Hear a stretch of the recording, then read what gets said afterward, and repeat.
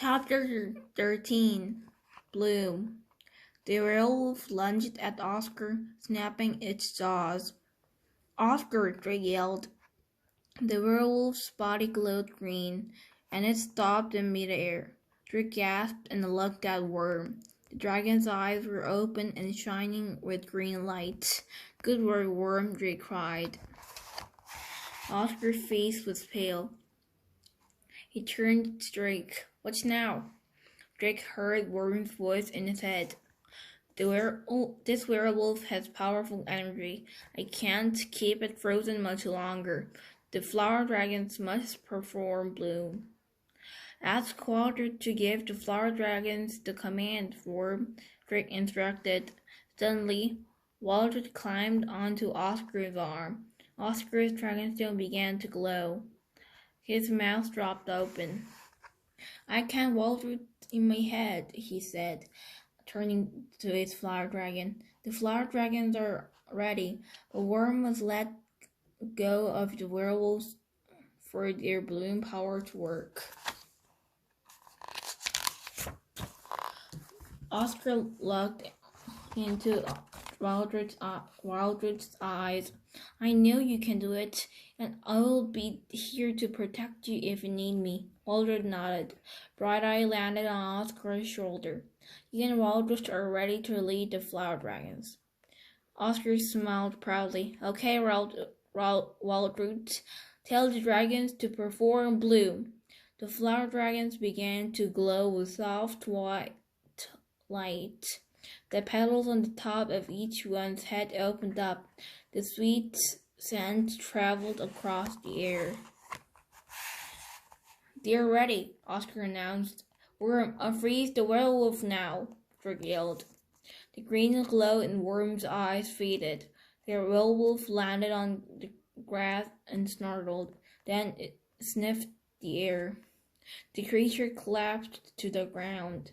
"I think it's working," Oscar cried, and Drake and Anna cheered. But then the werewolf slowly began to rise, glowing. Suddenly, Waldred ran toward the werewolf. "Waldred, what are you doing?" Oscar yelled. Waldred jumped on the werewolf's back. The dragon's body started glowing brightly, and the werewolf's nose twitched from the flowery smell. White light spread across the werewolf. Then the creature became still. In a flash, the light exploded. Drake had to shield his eyes from the brightness. When the light faded, he saw a man lying in the grass where the werewolf had been. A man with blonde, wavy hair. Chapter 14 The Traveler's Tale. "Father!" Oscar cried. Dazed, the man sat up. He stared at Oscar. "Son!" he cried, and Oscar ran into his arms. They both sobbed. Anna and Capri flew down from the sky. Waldred and the flower dragons gathered around Oscar and his father. Drake rushed over to them, shaking his head. "Oscar, is this really your father?" "But how?" "I'm not sure what happened to me," the man said, standing up. "You have been missing for 1 month since you left the Greystone Castle," Oscar explained. His father nodded. "It's coming back to me.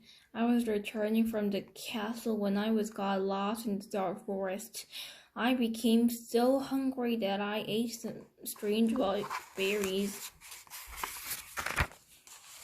"Moonberries are white," Anna cried. "They're what turned you into a werewolf." Oscar's father shuddered. "To think I became that fool creature.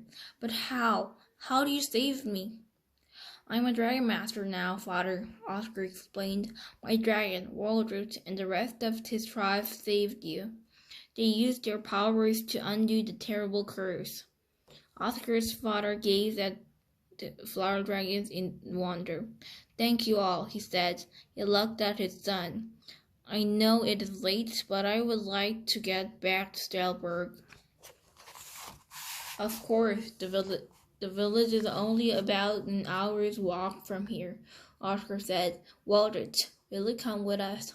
Waldred climbed onto Oscar's arm, and the boy grinned. I can't wait to show you off to the villagers. Maybe they'll even build you a statue, he said.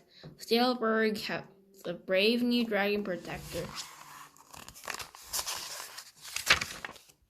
Bright-Eye flew in front of Oscar. A magical ball of light glowed on the end of her wand. I will come with you and light your way before I head back to the forest. Oscar turned to his new friends. Thank you, Drake and Anna, he said. I hope one day I can be a great dragon master like you both are. Anna grinned. I'm sure you will. Drake looked at his dragon. Worm, time to go home. Chapter 15. Diego's Idea. Worm transported Drake, Anna, and Capri to Bracken. When they appeared in the training room, they heard laughter from down the hall. Drake and Anna ran to the Dragon Master's classroom. Griffith's wizard friend Diego was sitting at the table with Griffith, Bo, and Rory. Rory jumped up. Drake, Anna, how did it go? We just stopped the red-eyed monster. We did, Anna replied, and we also found Waldred's Dragon Master Oscar.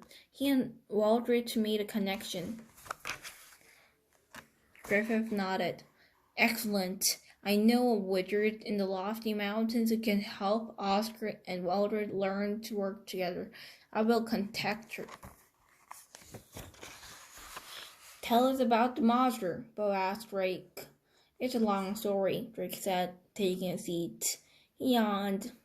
And I'm pretty tired. It seems like Worm and I have been going non-stop ever since Oscar got loose. Diego smiled. That's exactly why I'm here, Drake. Carlos is very fond of you.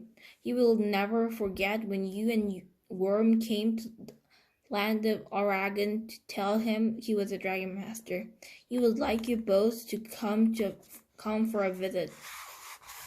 Drake remembered the trip well. He thought of the smell of salt air and the sandy beach where Diego and Carlos lived. It would be a very peaceful place to rest, and he liked Carlos and his dragon.